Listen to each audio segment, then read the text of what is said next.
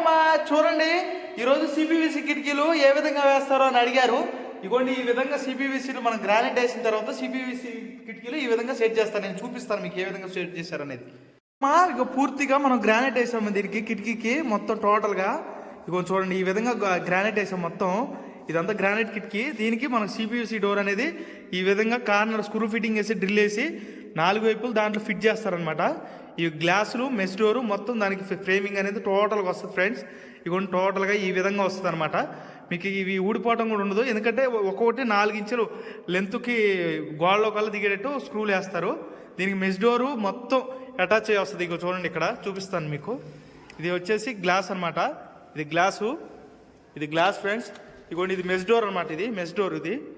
ఇగోండి ఇది mess door అనమాట. ఇగోండి చూపిస్తాను నేను. ఇది మెస్ డోరు గ్లాస్ చేసి చూపిస్తాను. ఇది వచ్చేసి మెస్ డోర్ అనమాట. ఇది వచ్చేసి మెస్ డోరు.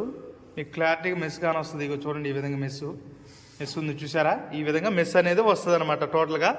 దాని మీద ఇది అనేది గ్లాస్ అనేది వచ్చేస్తుంది సిపివిసికి. దానికి టోటల్గా ఫ్రేమింగ్ అనేది ఈ విధంగా సెట్ అయింది.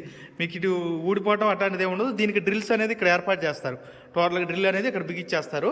మీకు బయట నుంచి చూస్తే మొత్తం ఉత్త గ్లాస్లే కనిపిస్తాయి. లోన మొత్తం డ్రిల్స్ మీకు ఊడిపోవడం కూడా ఉంది. ఇవి గ్రానైట్ లైఫ్ లాంగ్ ఉంటుంది.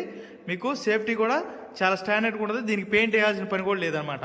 ఓకే ఫ్రెండ్స్, మన ఛానల్ ఇదే విధంగా చూస్తూ ఉండండి. Like and share, subscribe.